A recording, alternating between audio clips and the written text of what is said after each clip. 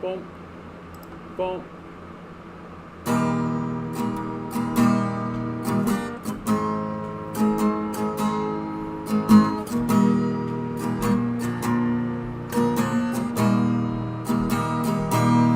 We're streaming away, we're streaming today. I hope you're doing fine. There's so many streams for us to see, but this one here is mine. I hope that you're happy, I hope that you're well. Now come on and join me, watch the world go to hell. Because we're streaming away, we're streaming today. Let's stream today. Hey Crouching, how you doing today? You can call me sexy. That's okay. I'm down for that. I could use a bit of an inflated sort of ego thing going on today. Today I went down and did an interview for a job and I got it because they're literally looking for just like 2 shifts on the weekend for a barista. Hey Misty, how you doing? And like 2 shifts on the weekend for a barista. I've done barista work for like 5 years. It's like literally, I like walked in and I was like, yeah, I know this machine. I just need to get to know your till. And then on top of that, they were like, how do you feel about doing till work? Because most of our staff is not like a fan of it. And I'm like, oh yeah, till work is great. I'll do till work. So I'm going to do great there. It's going to be fine. It's going to be a nice supplementary to the income, and it's not going to interfere with the stream, which is absolutely my number one goal, not interfering with the stream. So we'll be able to keep things going here. Well, and honestly, getting into the cafe work again over the weekend, it'll just be a nice way to break up the week, you know? Get 5 days of doing the stream and focusing on that, and then 2 days of just like barista work and all that. That's fine, right? All of that is lovely. So, let's just move into Mr. David Lynch. Good morning. It's August 19, 2021, and it's a Thursday. Here in LA, cloudy, very still right now, 66 degrees Fahrenheit, around 19 Celsius. Oh, that's nice and cool. Today, I was thinking about the song Bang a Gong, Get It On by T-Rex. By T-Rex, no less. This afternoon, it'll be going up to 81 degrees Fahrenheit. That's about 27 Celsius. And it looks like it'll be very cloudy till lunch, and a possibility for some, relatively speaking, blue skies and golden sunshine all along the way in the afternoon. Everyone, have a great day. You too, David. Hey, Ruth, how you doing? And the heat right now, it's 30 degrees Celsius right now, and I am feeling it. I am cooking in my apartment. Like, these blinds that I have drawn here, if I don't have them drawn, the sun just cooks my apartment. So it's like, I'm like literally just sitting here sweating. So I might be up and down getting water and all that more often than usual. So forgive me if that's the case. So we're going into the draw. So we got a 4, we got a 7. How am I feeling? What am I feeling? I think I'm going to hit a 5. It was the first number that popped in my head. I'm going with a 5. So we got a 4, we got a 7. Ruth, are you in on this? Oh, we got an 8 from Ruth. Here we Perfect. go for today's number. It's August 19, 2021. I love the hat. Don't you love the 10 hat? balls. Like, what's with the hat? Each ball has a number. No, I don't have air Numbers conditioning. 1 through 10. Here we go. Swirl the numbers. I love it. I love it. Here we go. Pick Here we a go. number.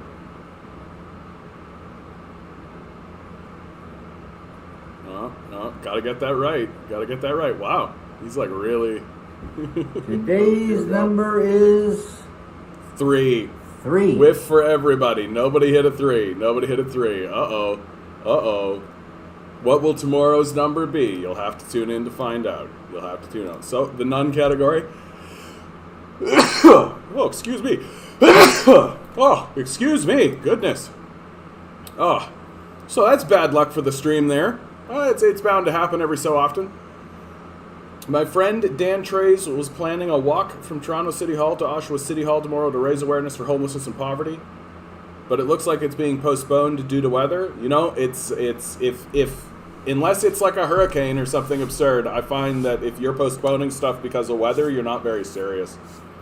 Like, I maybe that's a brutal thing to say, maybe that's a mean thing to say, but like if it's raining and you're gonna postpone it, I don't think you're very serious. I think you do it anyway, and then you if you want to run it again, like in a couple of days' time or in a week's time, then run it again. But if you can be chased away because of the rain, you can be chased away because of the police, right? Like if you can be chased away because of that stuff, then so this stream is going to be particularly and to answer your question, Misty, absolutely I'm going to be there on Saturday, like for sure. I'm still promoting it through TikTok. I'm getting a lot of good pings on TikTok, a lot of good feedback. I went around and put up some flyers and things like this. So it's just, will any of that manifest, right? Will any of that manifest? We'll see. Yeah, the homeless walk in the rain. Exactly, Ruth. Exactly. And like the last time we did a rally, a poverty rally, Young and Dundas, it rained on us the whole time. It rained on us all day. And so, and like it's going to mean that you're going to have less people come out, right? It does mean that that's the truth. But it also means that the people who do come out, you can look at them and be like, okay, here's the real players. Here are the people who are going to come out, you know, that they're not dissuaded by a little bit of rain. And that by itself is good to know, right? And I'm generally of the opinion that any town and any city can maintain a once a month. Like, you can basically arrange anything once a month and convince a group of people to show up once a month to something. It's so important before the election as well. You're absolutely right about that, Ruth. Not too much, and you're going to find as we go through this is going to be a real hodgepodge, guys. This is what we call in the business a slow news day. So not too much in terms of like breaking news or like new event or anything like this. It's kind of just like a wallowing in the stuff that's going on. And so I just picked up a collection of stuff that I thought was interesting. And we're going to go through it. And if you guys find anything interesting, just let us know. This so this is from Jen Zedong, a daily reminder that this is what liberals support when they beg the U.S. and its allies to occupy countries for humanitarian reasons. They don't understand, so we'll take their car.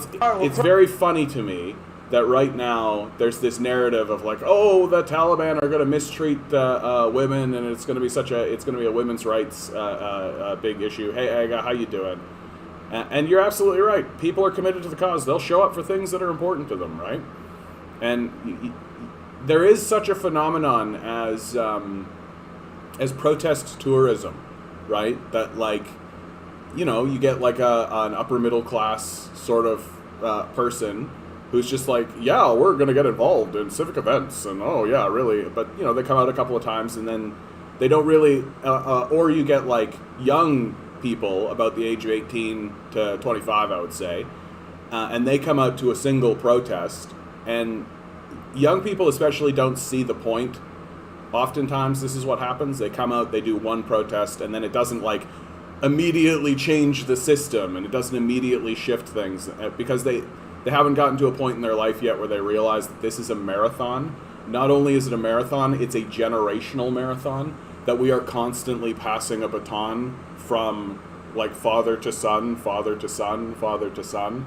That this is a it's not a sprint. You're not just going to sprint up and punch your way to suddenly a revolutionary victory or anything like that. That's not how it works. It is a marathon, and not only is it a marathon, but it is a marathon in which you may not actually see any change within your lifetime. That you may only be responsible for galvanizing the populace. Like, you might be Moses, right? That Moses never actually made it to the promised land, right? He made it to, like, the border of the promised land, and then passed the baton over to Joshua, and Joshua took it forward from there, right? And that's kind of the position we find ourselves in as we are building larger and larger movements and trying to get connected to one another. And you'll see, I've got articles here about that very thing, about the Communist Party, apparently.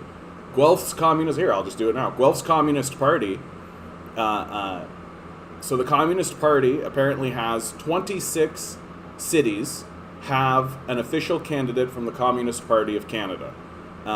And everything that I'm reading right now about the upsurge of the Communist Party is that they are experiencing an upswell in support at the moment. Hardly surprising considering the collapse that we are all experiencing, right? Very unlikely that this gentleman, Tristan, will win.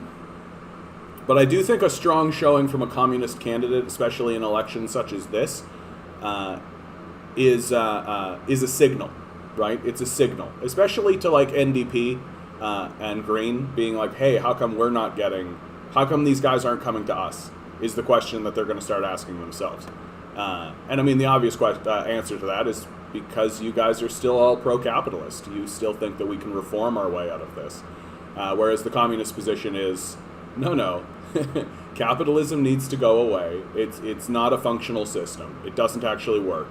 I mean, it works for what it's intended to work for, but if you want to actually like build a stable society and have, a reasonable life, it's not how you should actually run a society.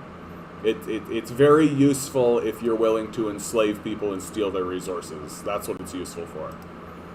And so people are doing a lot of reminding people that like this is how the United States was acting in Afghanistan. The next time you see someone argue that U.S. soldiers occupying a country actually makes its people more secure and improves their lives, show them this video. This is exactly the kind of sadistic and arbitrary discussion that they partake in habitually with glee. Hey Dan, how you doing? Good to see you, bud. United States Army, tankers, who? No, so hold on, I gotta see the whole thing. We filmed these GIs after they caught a group of Iraqis stealing wood. We try to stop them from looting, they don't understand, so we'll take their car and we'll crush it. United States Stealing Army, wood. tankers, who? Right, they probably found some wood on the side of the street.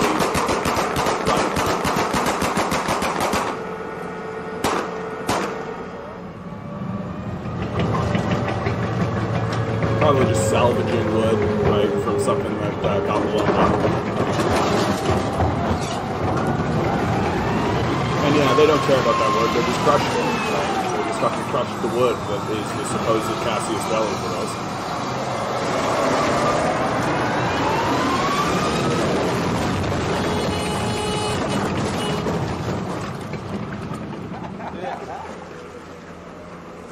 That's what you get when you loot. Later, the car's owner told us, I'm a taxi driver. The car was my livelihood. Right? It's just horror upon horror. Like, not only are they wrecking a guy's car, can I... How do I... You know what? I'm just going to do it this way. We filmed these You guys GIs can after figure they out caught how a to group get of the actual Iraqis link to stealing the actual wood. thing. Yeah, here.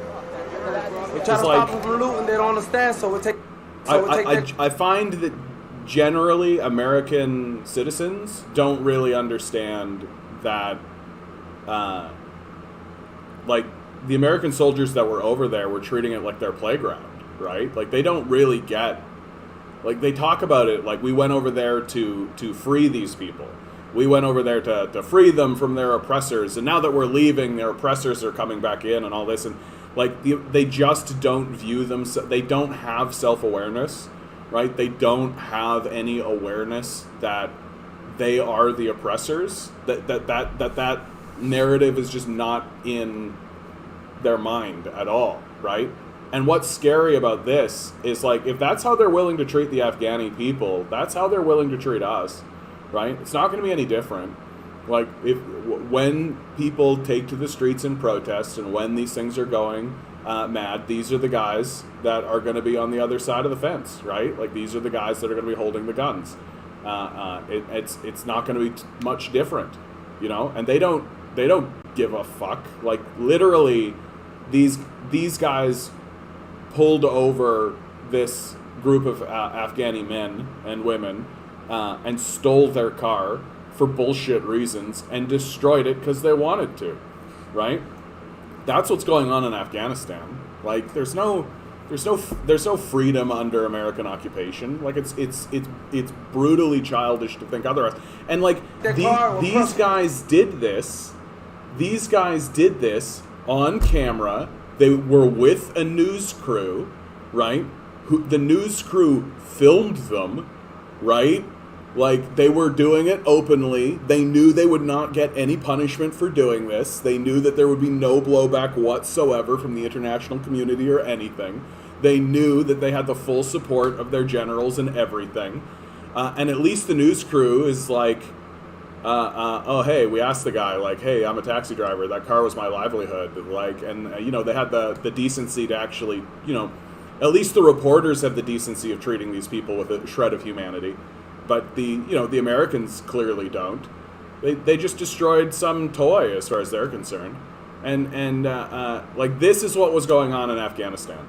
This idea that the Americans were liberators or somehow like creating freedom or protecting Afghani people from oppressors or anything is just, you've got to be completely childish about it. And the thing that's driving me crazy right now, and the Chapo boys, I just listened to a Chapo podcast, they pointed this out, which is like, none of these people that are saying, like, they're concerned about women's rights in Afghanistan, like, that's just totally bullshit.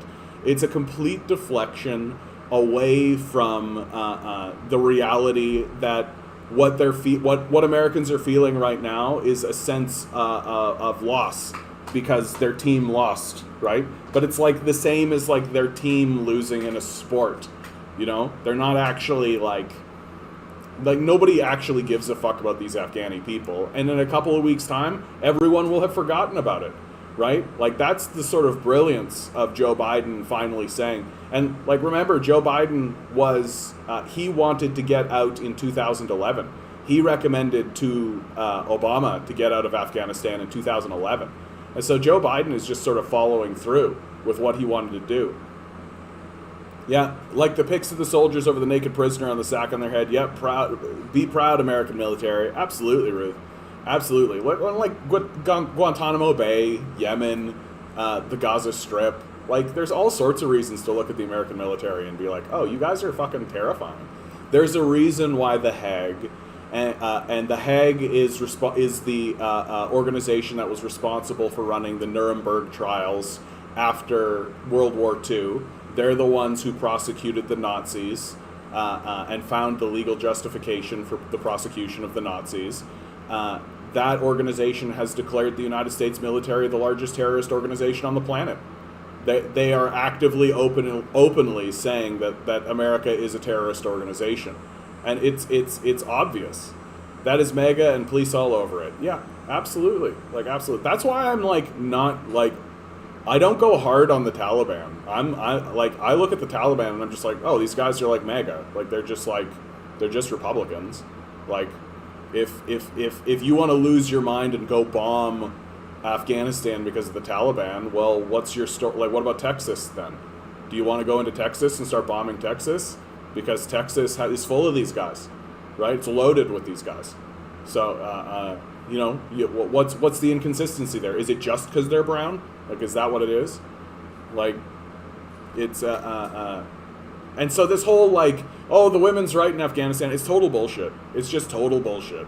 It's a way to just deflect away from the reality of what was going on there, and to pretend as though the worst thing that's ever happened to the Taliban ever is, or the worst thing that ever happened to Afghanistan ever was the Taliban, right? Like, this is an interesting bit of news that I think is worth some analysis. I'm going to try to keep apprised of what's going on in Afghanistan as the retake kind of happens, because I want to have a better sense of what's going on, because let's not kid ourselves. It is likely that the Americans will do some kind of reinvasion or some kind of reconnect or some kind of CIA thing, right? And so this is interesting. Afghan vice president, so the former vice president, Shalay's forces retake Sharikar area from Taliban, okay? So the former vice president of the American-imposed regime has gotten some fighting forces, and they took over an area, the Panjshir, and what's great about this is I did a search of this already, and it was exactly what I thought. Panjshir. I'm just going to go Panjshir. That'll get it. Here's Panjshir, okay? So if we do a little zoom out, check this out. So there's Kabul, okay? Go north up the road from Kabul, and then you take a right and you head towards, where are you heading towards? Oh, you're heading towards China. Oh, the vice president of the former administration that just got swept out of power as the Americans left, and that the Taliban took power away from this guy. This guy went and gathered up allied military forces, and he took over the road to China. Why do you think he's taken over the road to China? Right? Why do you think the former vice president has occupied the road to China? It's 100% so that he can be a good capitalist, right? Wedge himself between the people and their objective and the system that needs to actually function, and force them to pay him fealty in order to allow them to get access to this road, right? That he and his military men are going to cause all kinds of problems along this stretch of road should the Chinese and the Afghani people actually attempt to build a railway through here, right? And what's going to happen, like, the Taliban don't actually want to keep fighting, right? Like, I think they're kind of over it, honestly. And so, in my view, it's very likely that the Taliban will just negotiate with this guy and be like, okay, fine, you can just be like the viceroy of this region, right? But not Runby. That's not very likely. This region is extremely mountainous, right? You can really see it. Like, can I switch this view? Like, this is mountain, right? And you can't just build a new road. Like, that's just not going to happen. Like, the road that they have is what they've got. And it's very likely that any Belt and Road Initiative, any rail they want to put through here is gonna run right around here. And by the way, Runby, good to see you. Don't know if I've ever seen you in here. Nice to see you. So, but what's likely is that the Taliban will just negotiate with this guy, right? And this is very Quranic, right? Like, these guys are like fundamentalist Quran followers, right? Well, if you actually read your Quran, you find out pretty quickly that Muhammad, how he secured a lot of his power, was by going into these regions where people were controlling them and just negotiating with them and just being like, you can be the viceroy. Any kind of trade routes that come through here will pay a toll to you, or any of that kind of stuff. And that'll be the end of it. And Americans, their narrative on this is like, yeah, they're fighting back and they're going to push back into Kabul and all this. And no, they're not. This guy wants this region because it's of strategic importance to the Belt and Road Initiative. That's what it's all about. It's all about getting Kabul connected to the Belt and Road Initiative in China through the Wakhan corridor, right? That this corridor right here, don't be too surprised to find out that, like, there's more fighting happening in the Shay region, in the Kalat region, right? In all of this. And, like, eventually it's going to come down to literally just, like, securing the corridor itself. Because this right here is absolutely crucial to the Belt and Road Initiative. And if I'm the CIA, right? If I'm the CIA, I'm going to be doing everything I can to just, like, cause problems right through here. as they're attempting to build the railway and as they're attempting to do this. But I always remind everybody, China can build rail faster than the United States can build bombs. So as long as the administration in Kabul is favorable with the administration of China and that they're working together to build that rail, it's going to happen. Which I think is of enormous importance to Afghanistan. Like, they're going to these guys are looking at what happened in China, and they are thinking to themselves, we want that. We want that economic miracle. Like the Chinese miracle, we want to see that here in Afghanistan for sure. How do we do it? How do we get involved? How can we? And China's just sitting there being like, bud, we want your resources. Like I have a oh, did I close it? I hope I didn't. No. I've got a thing open here about Afghanistan's natural resources, right? They have oil in the region, right? They've got oil and coal.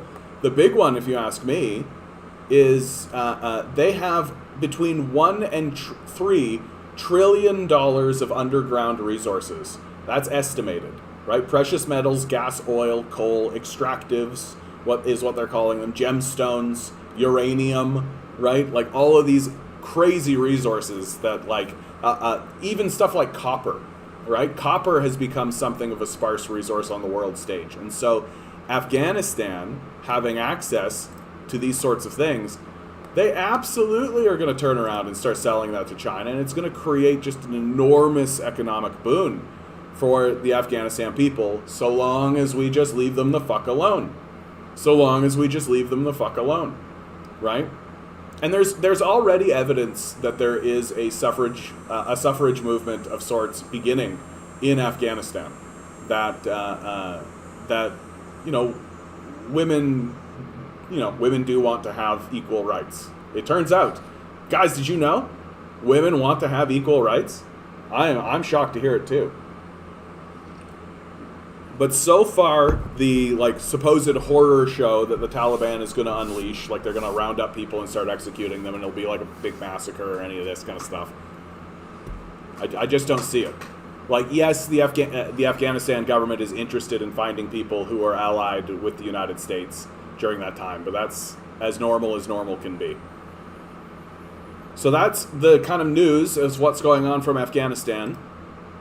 Once again, coming to the Canadian election, housing affordability is shaping up to be the top issue in the election.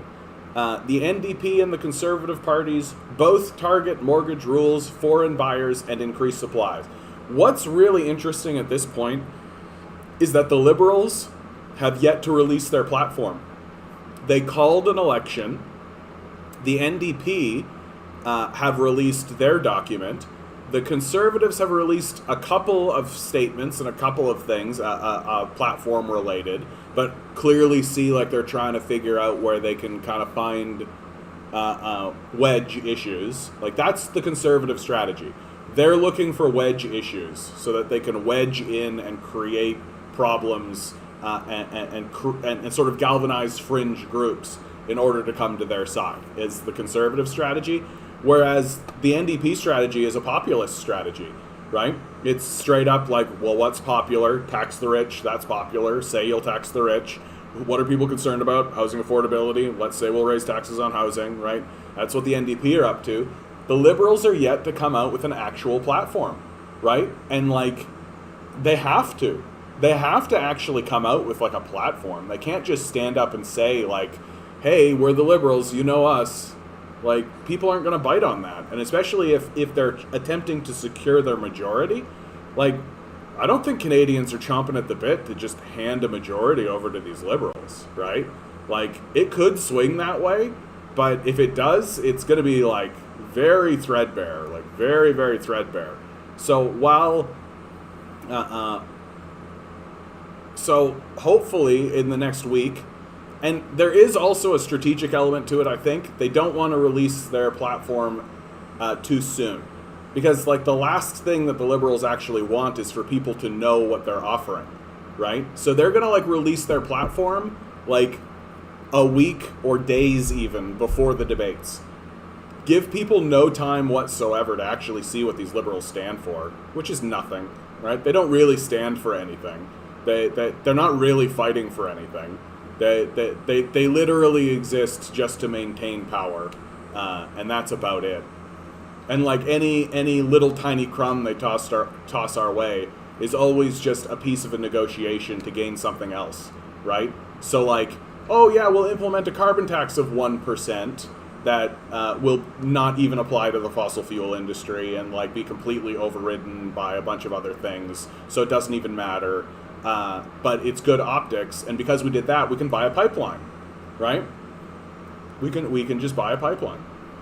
Yeah, O'Toole wants to build 1 million houses in 3 years to up the NDP's affordable housing for the working class and affordable rentals. Yeah, I mean, that's... The thing about building units, right, like, is that it's not actually a solution, right? Like, there are billionaires in the society. The problem that we're facing is that billionaires are buying the housing.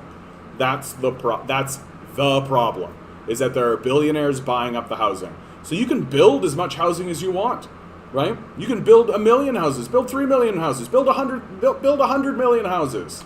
The billionaires will own all of them, right? That's what's going to happen. Because a guy that's making $100,000 a year, right? He's not going to be able to compete with a guy that made $1 billion last year. Like, it's just not going to happen. And the billionaire class wants to buy these houses up, and they want to own this land, right? The goal is to turn this place into a feudal state. That's the goal. It's not to build a civil society or any of that shit. It's to own the land and own the property and force people to pay whatever you want. And if they can't, they can get out on the street and die. Who gives a fuck about them?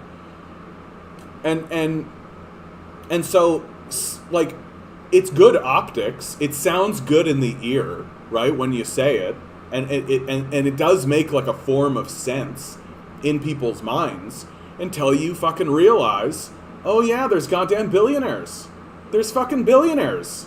Like, build 1 million, like, build as many houses as you want. Build 100 million houses. Build as many as you want. The billionaires will own them, and you'll be in exactly the same position that you are now. So it's not a solution, right? And then on top of that, all the pollution that you'll just dump into the atmosphere while building all these houses. And in the meantime, you've got like 66,000 empty units here in Toronto, just sitting empty, while you're paying to throw cops into the homeless encampments and clear them. Like, it's just disgusting. It's just gross. Retrofit government properties for subsidized affordable rents. Yeah, I'm a big fan of this retrofitting thing, especially like we have a situation now where people don't want to go back to the, they want to work from home, right? They don't want to go back to the office. So what you're ending up with is all these empty office buildings. Well, just retrofit them. Like, fucking retrofit them. Just go through, turn them into apartments, right? If you actually want to increase the amount of housing that exists. But again, like, so what? There are billionaires. They're just going to buy these, right? Like, that is how this is going to happen, if that's your solution. I much prefer the NDP strategy, right? Putting heavy taxation on foreign buyers, putting heavy taxation on people who own multiple properties, right? I'm genuinely of the opinion that we should be walking, especially like these skyscrapers. There's like skyscrapers that are just loaded with empty apartments and empty units, right? And just like tell them, yeah, half of your units are now what we're going to call affordable housing. But they're like, just take them over. Exactly. Take them over instead of sitting idle. Take them over, lower the rent them out. Like, there are things that we could do. There are serious things that we could do. And none of them have anything to do with negotiating with these guys, right? Stop negotiating with these guys. Why are we negotiating with these guys? Why are we taking them seriously at all? Like, we know that they're sociopaths. We know that they're out of their fucking minds. We know they don't even give a shit about their own children. Like, we know. These are facts. Like, these are fucking facts at this point. Like, stop bullshitting yourself. Why are we, would you negotiate with Darth Vader? Would you negotiate with No Heart? Would you negotiate with Skeletor? Would you negotiate with fucking Adolf Hitler and these guys? Why are you negotiating with these guys? It doesn't make fucking sense at all. Like, stop negotiating, start taking their power away, and when they cry about it, laugh in their faces. laugh in their faces. Yeah, because there aren't any tough politicians that give a crap. Absolutely. Well, I mean, the Conservatives and the Liberals work for them, right? Like, Justin Trudeau was groomed for this. This is what his job is. His job is to work with these guys. His job is to negotiate with them, right? And I suspect that Jagmeet Singh will fall into the same trap. Like, at least with Jagmeet, he's not, like, groomed, right? Like, someone like Aaron O'Toole even. Like, Aaron O'Toole has been groomed by corporate power his whole life. Like, former military, works for the corporate sector, goes and gets into the Conservative Party, works with the Harper administration. Like, this is what he's here for. And it really looks like Aaron O'Toole is leaning harder and harder on the white supremacy aspect of it. So here is a really interesting poll that I found. In this morning's Ecos Research poll, the NDP is leading amongst what's called upper class voters, but trailing badly with poor and middle class voters. What does this tell us about the state of class politics in Canada? And as you can see, let's look right at it. So if you're poor, right, you've got 24% support in Liberals, 47% Liberal, 24% NDP. If you're in what's called the working class, which I suspect means like union work and things like this, it's closer. It's like 30-33. If you're in what's called the middle class, you only have 15% support. You got 39% support Liberal. And if you're in the what's deemed the upper class, your support for the NDP is actually up at 31%, and your support for the Liberals is down at 23%. It's like the inverse of what I would expect to see, honestly. It's completely the inverse of what I would expect to see. That and what it tells me is something that we've always known about Canada, which is that Canada has no class consciousness. That Canadians don't really see themselves as part of a class system. And they don't understand who their enemies are. And they don't need their... and they don't understand how the system works and how the antagonisms in the system are structural. Like, they don't have a class analysis. And they don't seem to understand that the Liberals are their enemies. Like, that like, you can see, especially among the poor, like, there's almost no Conservative support, 10% support even. Like, that's pretty baffling to me. But, like, but what's with the support for the Liberals? And so, in my view, it comes down to the reality that Canadians can be convinced to vote for their class enemies based almost exclusively on aesthetics and identity politics. That literally, like, as long as you're, like, flying a little pride flag, it seems to be all that matters. And it isn't until you get into your sort of working class or upper class kind of area that there is some kind of class consciousness. I'm very surprised to see this upper class thing. You would think, I want to know what they mean by upper class, right? Because I don't think that there's going to be any, like, billionaires and millionaires voting NDP, right? This has to be people who are literally just like, the Liberals aren't doing enough on the issues that we actually care about. And they're not, right? Like climate change, for example, like, the Liberals are not doing enough by a pretty wide margin. Like, we are the largest polluter in the G7. We are the one that's, like, if there was a country that was in the back of the pack, it's Canada. And so the Liberals have not done enough. But to see, like, this little support amongst the middle class even, while the number one issue is housing, which is a problem that arose underneath the Liberals, it's just it's very surprising to see. It's very surprising to see. I was really hoping to see them promise UBI before I promise support to NDP, but I will not vote Liberal or PC for sure. The UBI is in their platform. It's in their platform. But I agree with you. I haven't really seen Jagmeet Singh talking about it. I haven't really seen the NDP actually talking about it, you know? And, Like, and I follow a lot of basic income stuff, and if Jagmeet Singh was talking about it, I would know. And so I'm kind of skeptical about that commitment. I'm kind of skeptical. Ruth, you're saying I don't get it. I'm not rich. Not many I know are, but they aren't claiming to vote liberal. Yeah. Maybe they are the hippie boomers getting back to the earth. Yeah, who knows? Maybe they're actually listening to their maybe they're actually listening to their kids. Who knows? Who knows? So this is a little bit confusing to me, and the only conclusion that I can come to is that Canadians we don't have class consciousness. We're not aware of who our enemies are. We don't know what the structure of the society actually looks like. I think that's the big one. That when the liberals say we're all in this together, lots and lots and lots of people in the society go, yeah, that's right. We're all in this together. That's right.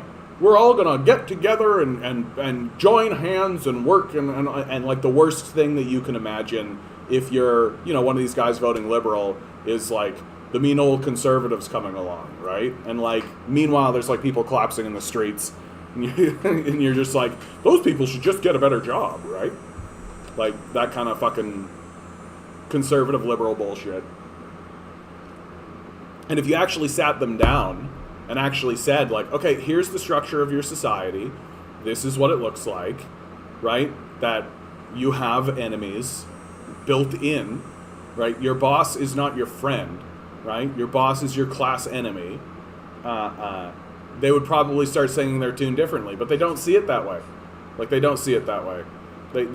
You can fall for this, like, we're all just one big happy family, right?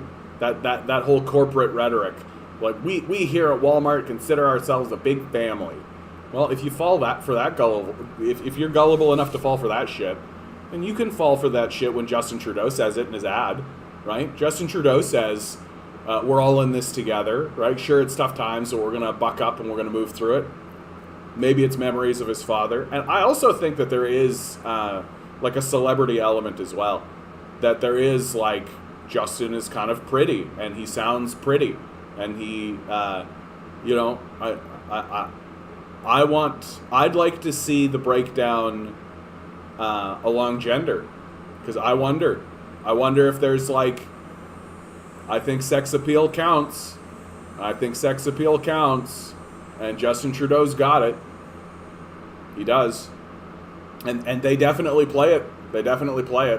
Right? That's why they got him walking around saying she session and she covering. Right? Yeah, he's a child. He's a prince. Right? He's just a little prince. He's never actually genuinely worked a day in his life. He's never actually had to, like, pay rent. Right? He's never actually, like, had a month in his life where he was like, oh man, am I going to be able to pay rent this month? Like, that's never happened to him. So, like, I'm not interested in supporting somebody who's never actually lived in the real world, right? Like, I genuinely think if you have never had a month in your life where you were worried that you were going to pay rent or not, I just don't think you've actually lived in the real world. Well, Jagmeet Singh's got that... he's got that kind of Aquaman look about him, doesn't he? When he gets that no turban, when he takes the turban off, especially, right? Like this look. Don't you see it? You can see him with like the trident, right? Like this kind of look. You know, he does kind of look. What's that guy's name? Jason Sawoa or whatever his name. Like, uh-oh, the women in my chat. Jason Momoa, yeah, he does. He's got that look about him. And he just needs to work on his smoldery eye, right? Because, like, Jason Momoa, this is great. Like, yeah, look at it. Right? There's Jason Momoa. There's Jagmeet Singh. Jason Momoa. Jagmeet Singh. Right?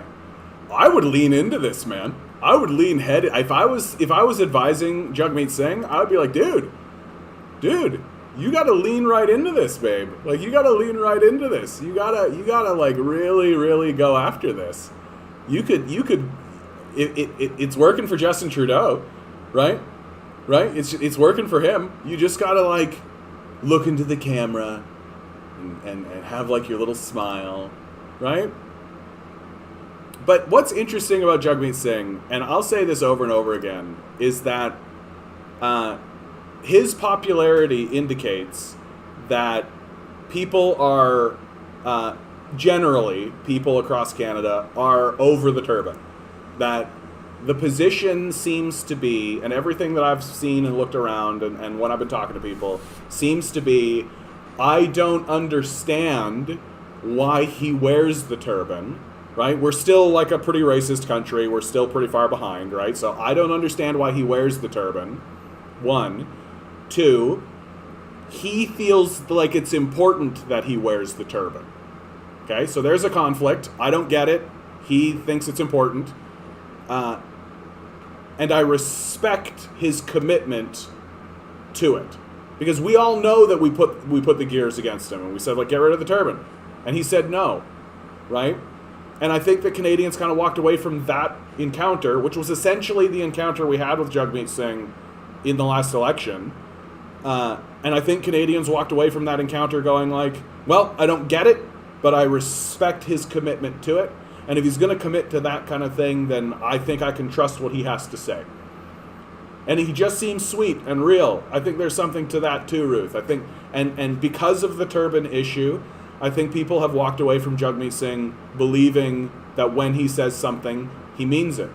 And Canadians are sort of ready to believe and ready to trust a politician until they, poop out a big lie again, right? And they're looking at these conservatives and these liberals, and they're just being like, well, we know the conservatives are going to lie to us. Like, we know that's, well, that's what's so funny, actually.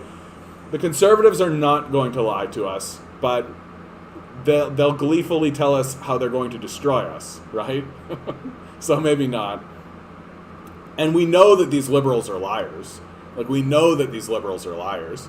So maybe it's time to break up with Justin, right? Maybe it's time to break up with Justin. But this poll here sort of indicates that, oddly enough, it's the poor and the middle class, the people that you would think would be sort of leaning more, well, especially the poor. This one blows me away the most. The poor. One, the fact that it's 47% Liberal, 24% NDP. It's like, wow, that's pretty dramatic. That's pretty dramatic. It just seems like there's a lot of turbans with the other leaders suddenly. Really? Oh, I understand what you mean by that. That like in the Liberals caucus, there's lots of people who are wearing turbans. Even in the Conservative caucus, there's lots of people wearing turbans. Right? Well, the Sikh community, right? The Sikh community is a part of Canada, and I just don't think that you can walk around saying like diversity and we're going to have a diverse cabinet, we're going to have this kind of thing, and then look at somebody like Jagmeet Singh and be like, boo, right? In the end, Jagmeet's hill, like the hill that he's going to have to climb is going to be Quebec. Like, it's going to be Quebec. For sure. What's this? Get back over there. Like, Quebec is literally passing legislation to have people take off their turbans and take off their religious garments if they're government workers and things like this, right? Like, that there's a big reason why the NDP are not making very many inroads into Quebec. And it's honestly straight up that Quebec is pretty fucking racist. Like, there's just no other way to say it. Like, Quebec is a pretty fucking racist place. And so they're taking a look, like, the rest of Canada has looked at Jagmeet Singh and been like, oh yeah, okay, fine. But Quebec is just like, no. Like, straight up, just no, not gonna happen. So this is his hill to climb here in Quebec. And if he's smart, he's gonna focus more on Southern Ontario and worry less about Quebec in this particular election. Yeah, it's to undo Jagmeet as a leader, yeah.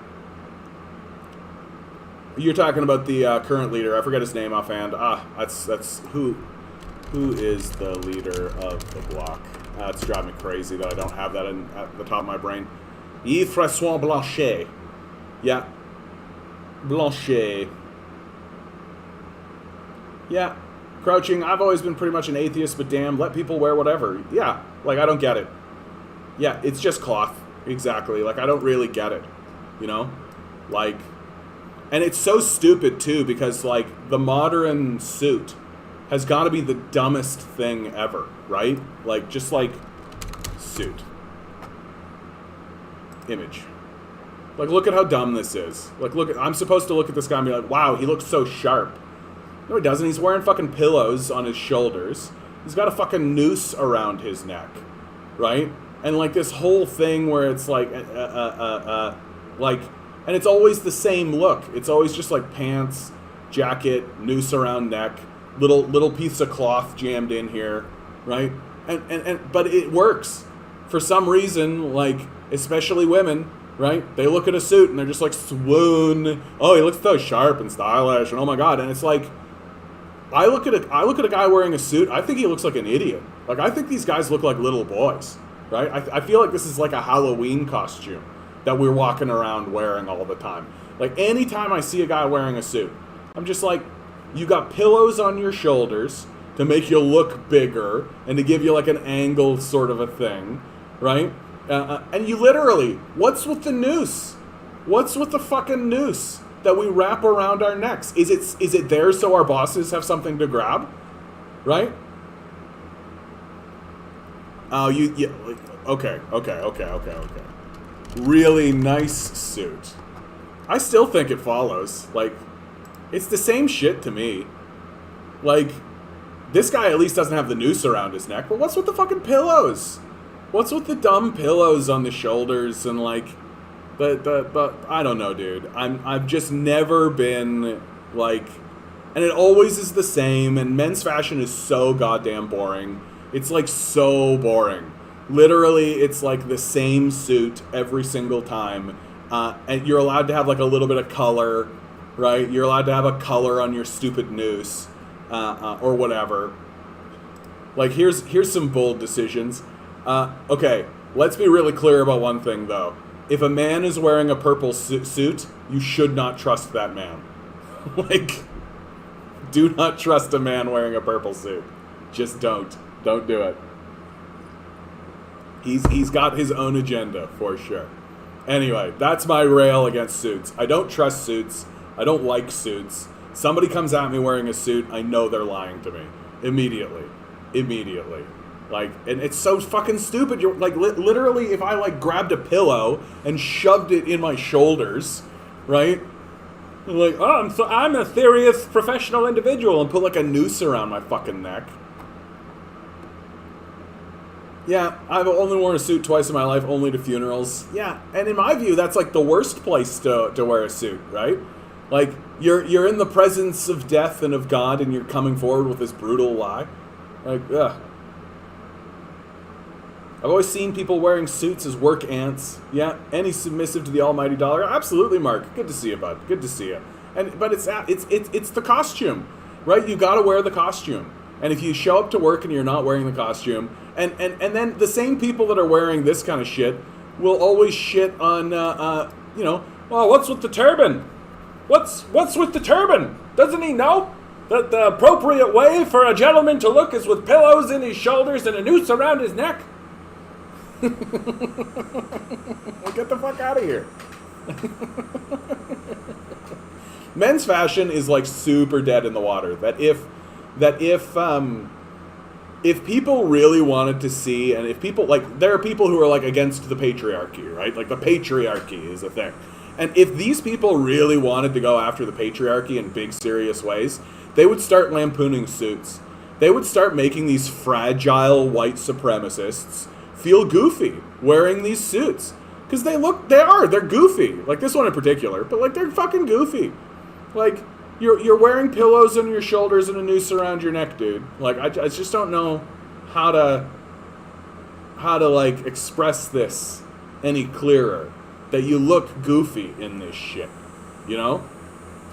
And I've never understood it. What's the difference between feudalism and capitalism? One wears a crown and one wears a suit. Ah, I like it.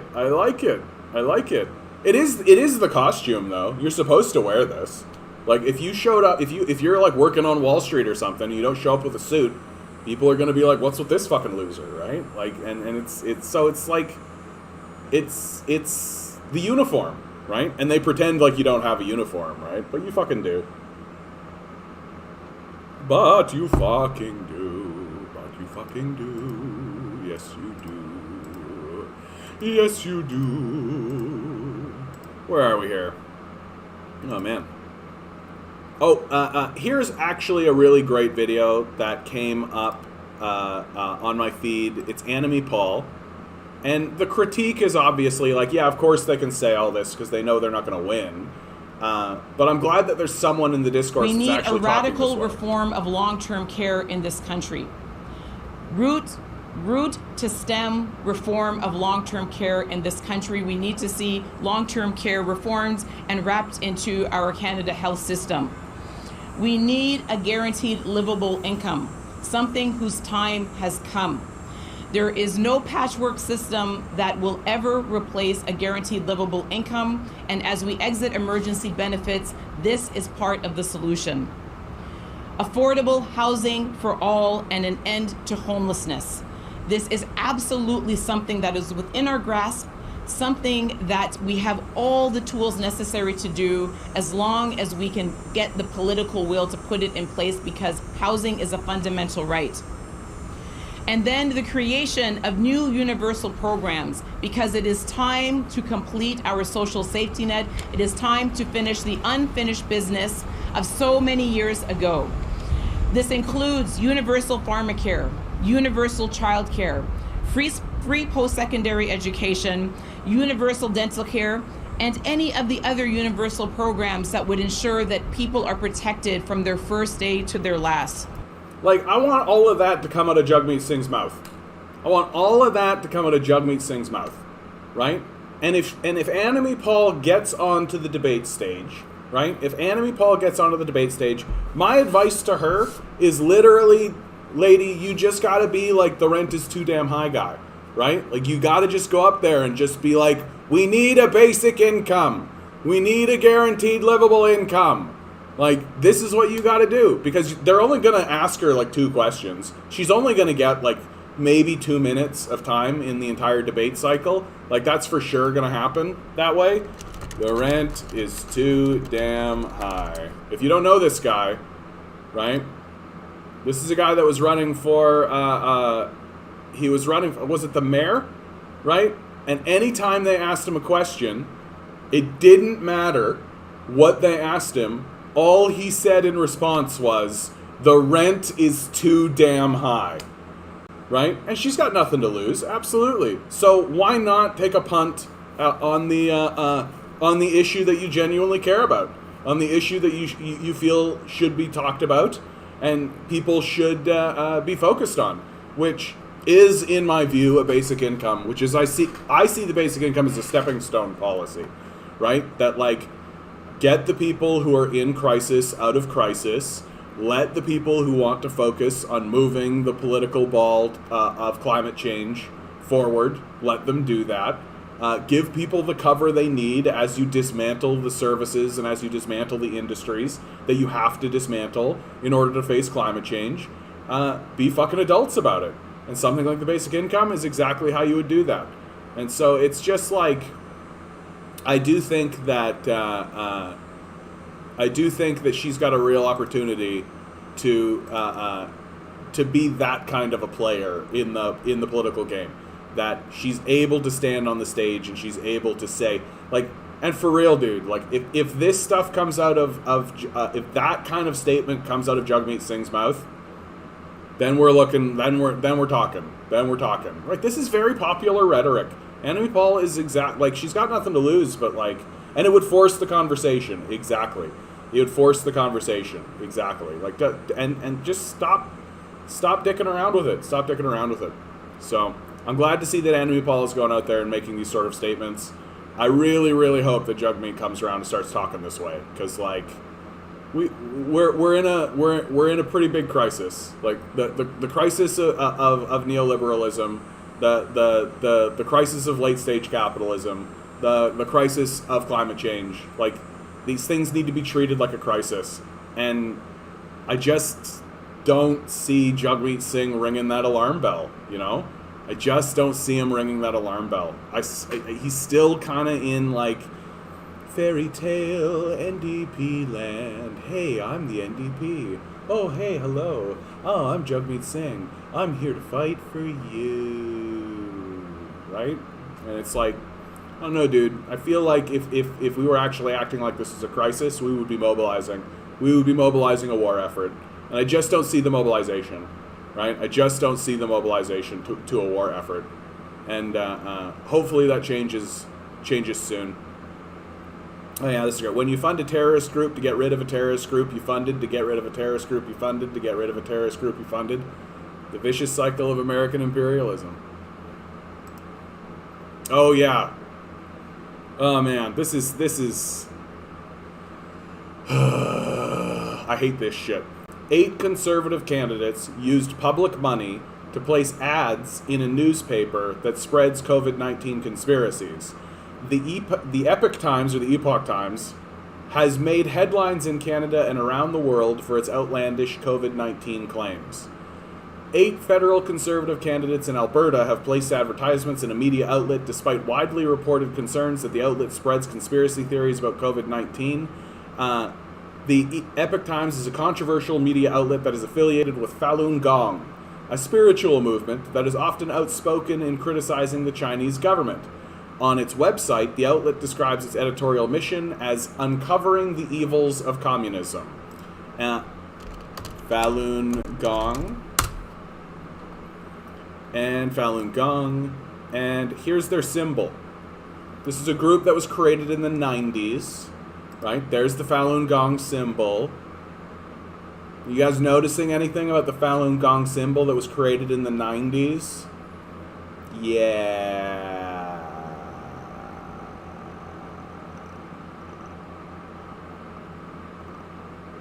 Yeah, so that's concerning, right? It's one thing, like, the conversation around whether or not to let a place like the Epoch Times exist in the first place, like, that's one conversation, right? Hey, Red, how you doing today, bud? But the fact that there are actual conservatives that are connecting themselves to this, right? That are actually connecting themselves to this, taking, what is it?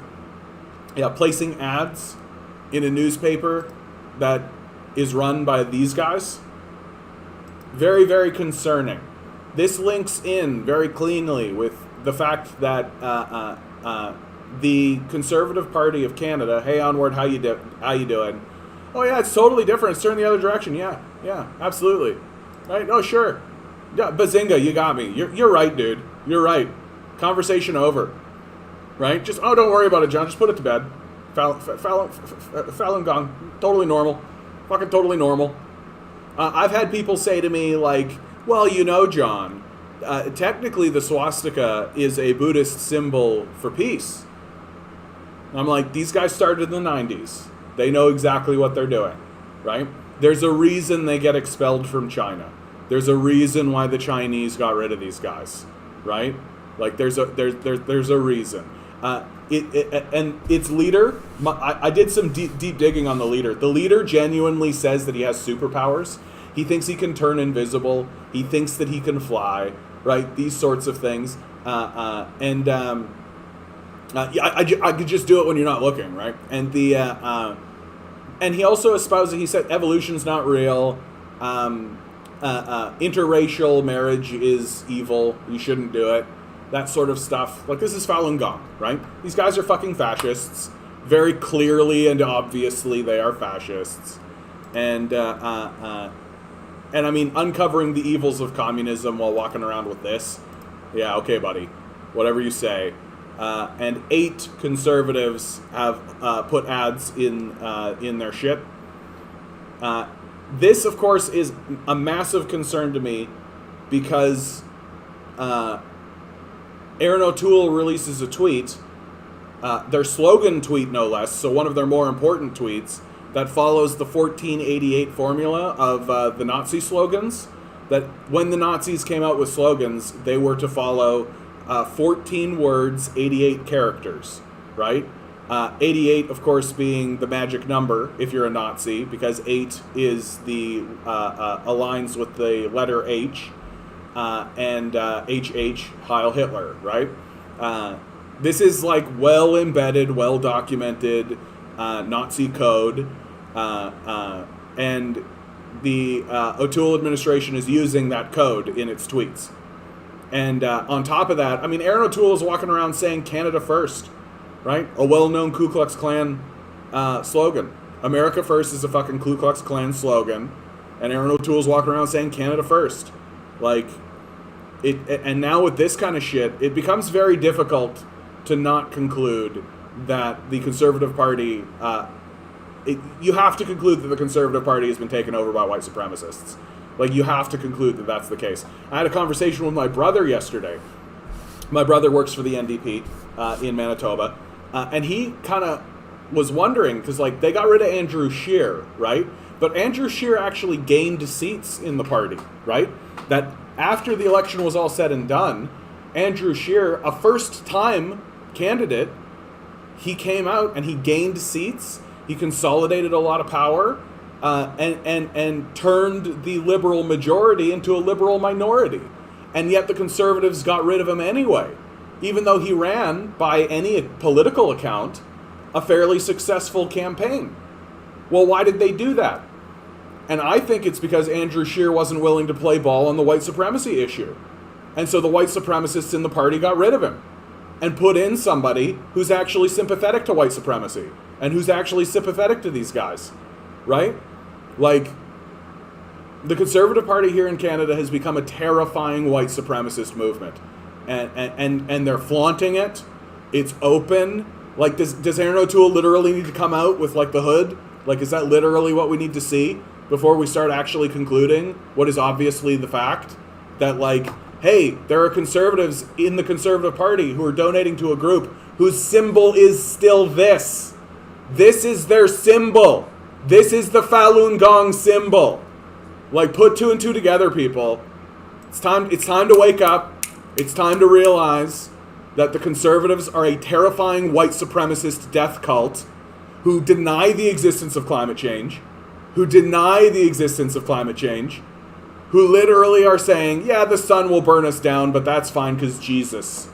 Right? Like, we're talking about, like, a high level of delusion that is just outrageous. And now you literally have Conservatives donating to this, running ads in a magazine owned by these guys, right? And you're genuinely trying to tell me that the Conservative Party is not a white supremacist movement. Those 8 Conservatives should be expelled from the party. If I was the leader of a party and my guys were donating to fucking Nazis, which that's what this fucking is. It's reversed, so it's okay now. Get the fuck out of here. Like, the fact that those people are not being expelled from the party means that there are Nazis in the party. And there's a great German phrase, right? If there are 9 people sitting at a table and a known Nazi comes and sits at the table and no one complains about it, there are 10 Nazis sitting at a table. 8 Conservatives donated to Falun Gong in order to run articles in the Epoch Times, which is an explicitly anti-Chinese, anti-communist newspaper, and this is the Falun Gong symbol.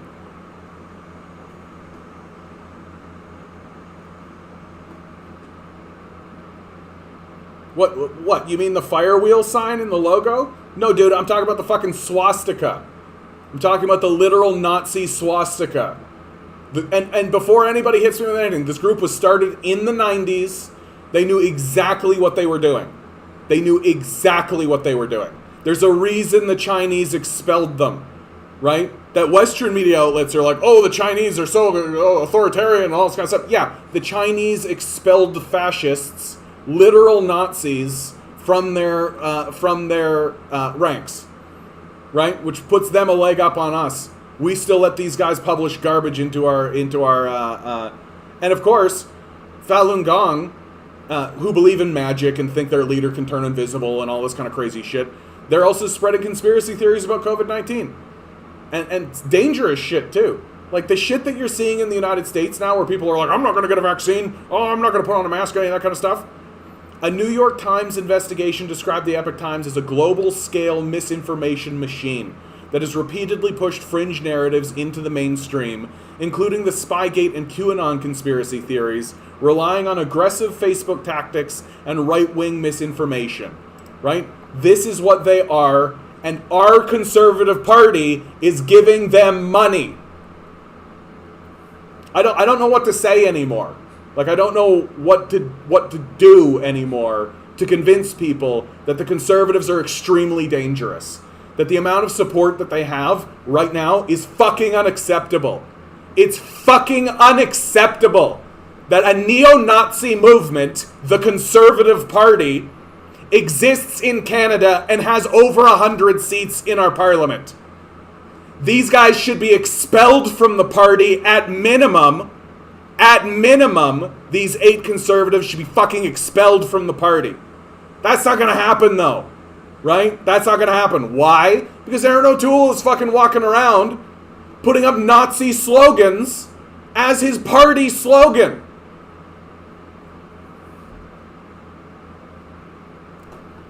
Like, Jesus Christ. Jesus Christ.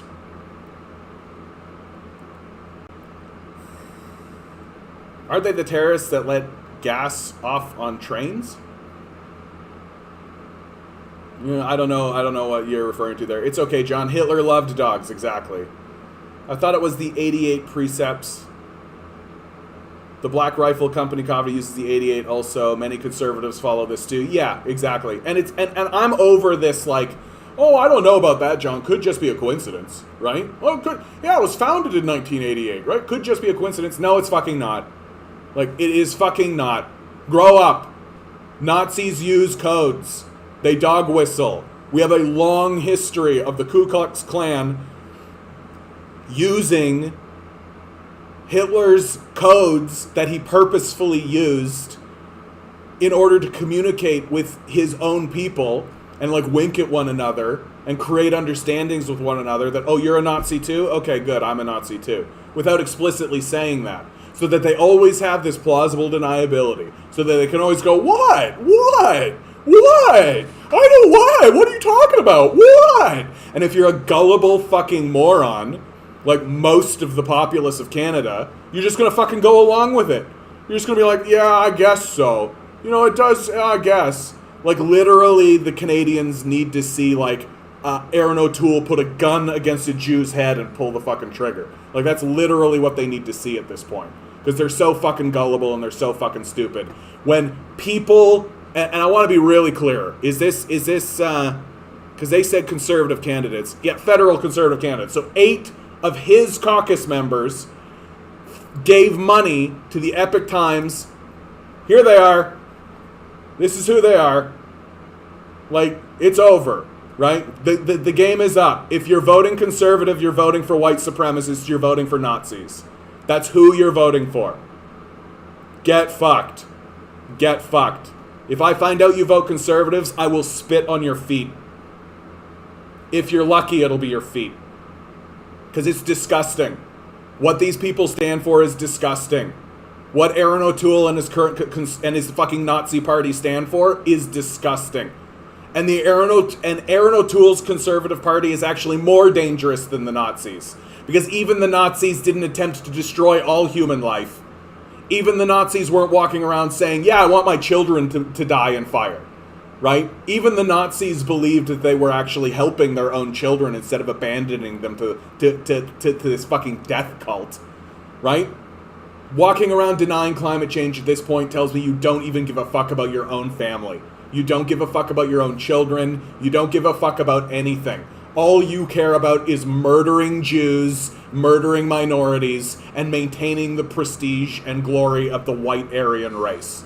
And you've got fucking Stephen Harper walking around saying, I protect Western values, particularly Anglo values. What do you think that means? What do you think it means when former Prime Minister Stephen Harper walks around saying, I'm protecting particularly Anglo values, particularly white Aryan values? This is who these guys are.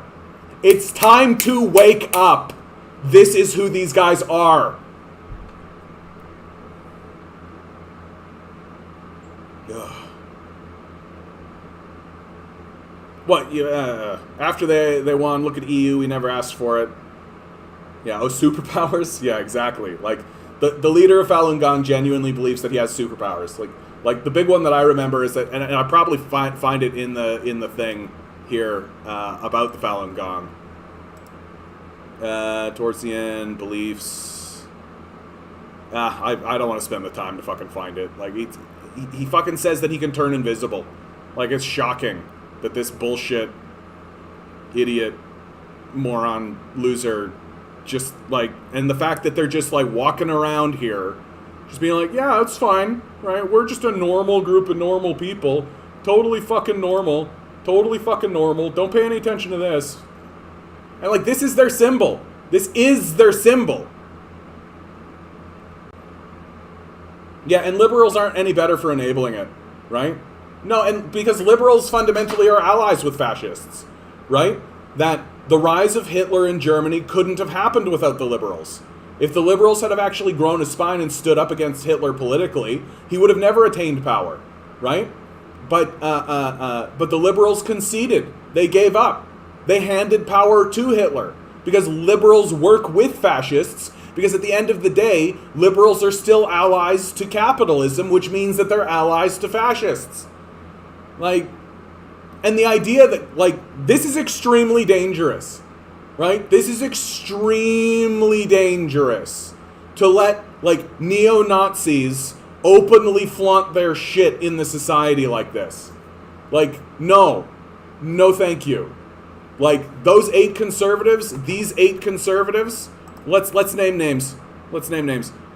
Conservative candidates: Tom Kimek, Len Weber, Carrie Diotte, Michael Cooper, Stephanie Kusi, Kelly McCulley, James Cumming, and Zaid Abdeltaif used public funding in order to get ads into a news organization owned by a group whose symbol has a fucking Nazi swastika on it.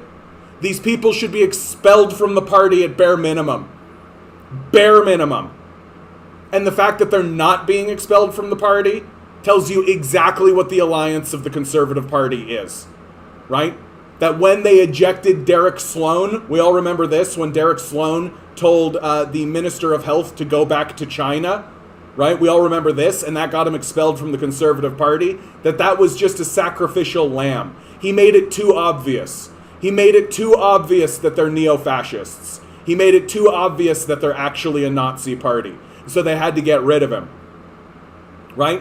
But what did that do for Derek Sloan? It martyred him. Right?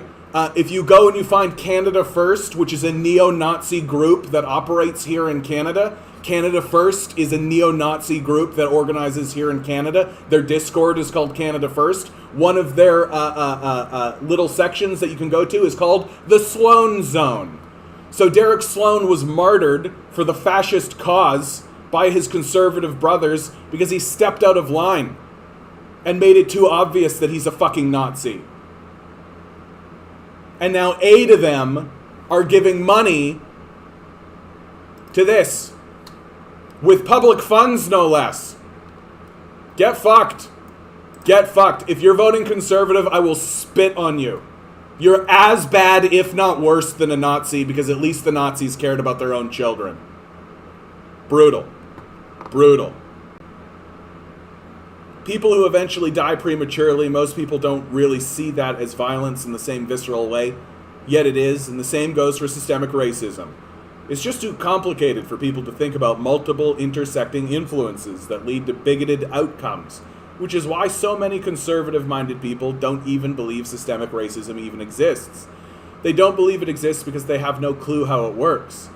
That's from Revolution Now, Episode 8, Peter Joseph. Yeah, and like, if you don't have a meta view, right? If you don't actually have a critique of your society or aware of what your society actually looks like, right? If you don't have a structural analysis of your society at all, and you were never taught one, right? And you're just literally like, well, everybody's just trying their best, and you have no concept of the systems that exist in the society whatsoever, and you have no context of your own history, and you have no context of your own personal history, right?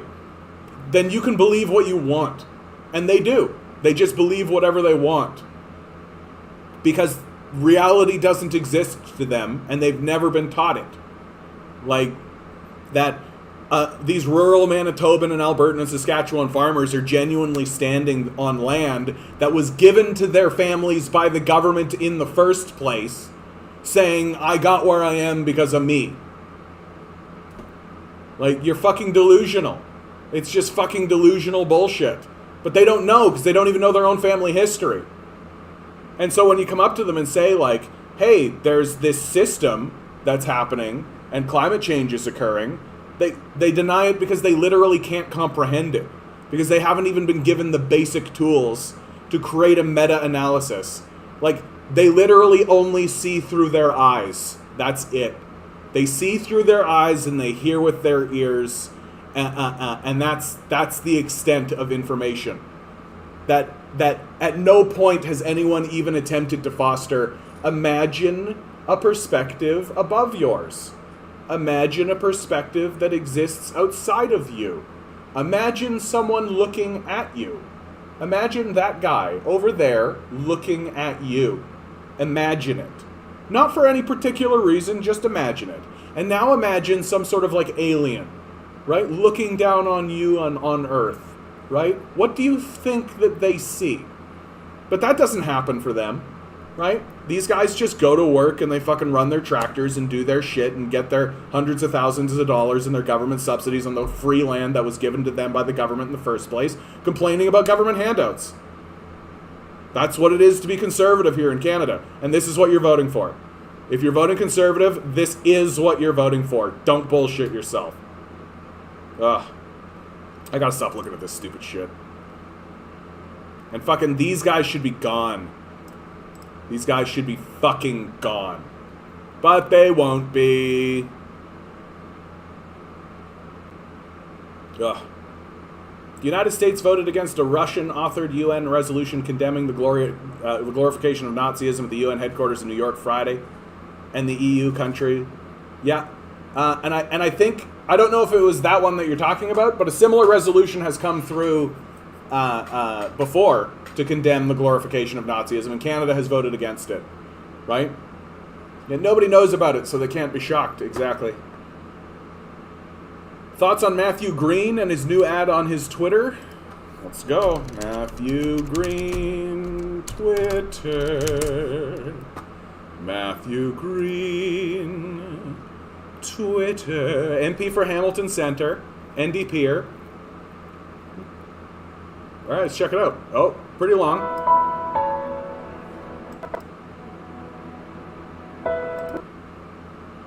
You guys know what I'm going to say. Like, you know what I'm going to say, right? Piano music, calm your nerves, sleep, my sleepy Canadian. I'm a black man. Please, is he a black guy? I don't want to be racist. I don't want to be mean. All right. I have dark skin, so you're scared of me.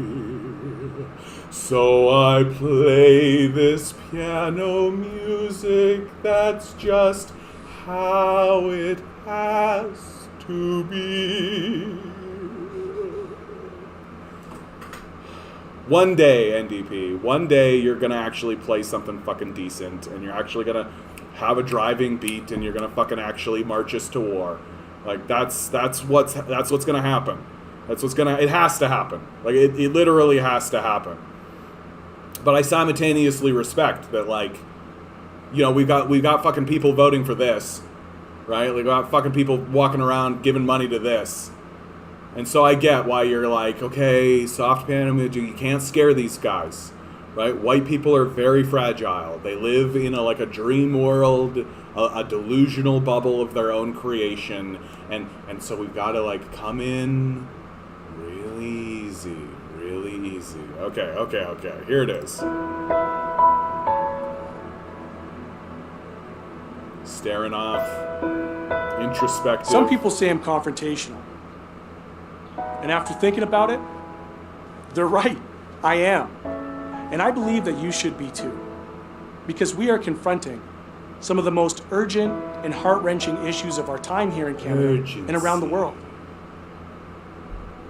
In spite of all that we've recently learned about the atrocities of the so-called residential school system, this government continues to fight residential school survivors in court. This government can't even provide basic clean drinking water on reserves in spite of repeated campaign promises to do just that.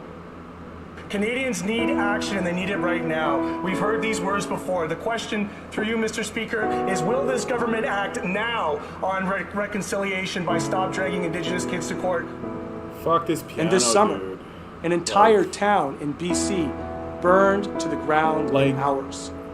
And we all know that rising temperatures and extreme weather, catastrophic climate change, is the culprit. Cut this ad in half the time. And yet, Justin Trudeau's Liberal government continues to make excuses, offering us empty words, when what we really need is drastic action. We do not drastic have action, time. urgency. The science is clear. Listen the way he's that talking in the we have House. an opportunity right now in this moment to change course. That if we don't intervene right now in these critical years, that the changes and impacts of catastrophic climate change will become irreversible.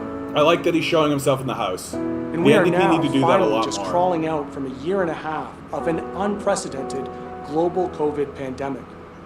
So many Canadians have lost their family members, lost their jobs, and lost their housing.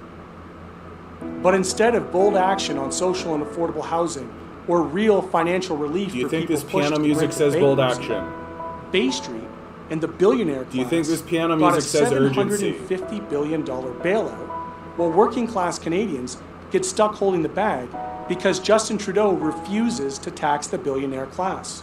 The housing crisis that is happening in Hamilton exists across Canada, and it needs to end. If this Liberal government truly believes that housing is a human right, then actions must be taken to stop catering to foreign investors, speculators, and land hoarders, and finally end the gross profiteering off of one of our society's most basic necessities of life, housing. Yeah. Show them in the House. Oh, here we go. Here we go. Here we go. We're at a crossroads in this country. And we can either choose to cling to the past, to the ignorance, the cronyism, and the indifference to suffering that got us here, or we can confront these awful parts of our history in order to change, in order to grow, and in order to heal. I like him. I like him. Yeah, I like him a lot. Here we go. So that's our work. Right? Something that's not can build fucking a Green New stupid Deal piano music. economy that drastically reduces our carbon emissions. We can build affordable housing and ensure that people have a livable income and a roof over their heads. We can answer the calls to action of the Truth and Reconciliation They're Report saying like calls and to finally action, begin healing with our urgency, Indigenous neighbors. confronting. Right? But yes, like it's going to take confronting old I'm ways not in order to seeing get the to that urgency new, more in caring your and ad. compassionate place. I'm seeing a It's sleepy, an honor to be your member of Parliament for like, Hamilton Centre. And you can rest assured kind of a dopey that I will ad. never stop confronting the issues that continue to hold us back. and like that riff right at the end. Okay? This riff right at the fucking end. Issues that continue to hold us back. Right here. Open with that. That's your opening riff, right? And carry that through your whole piece, right? Speed this whole thing up. This whole thing was about 4 minutes long, right? Make it 2 minutes.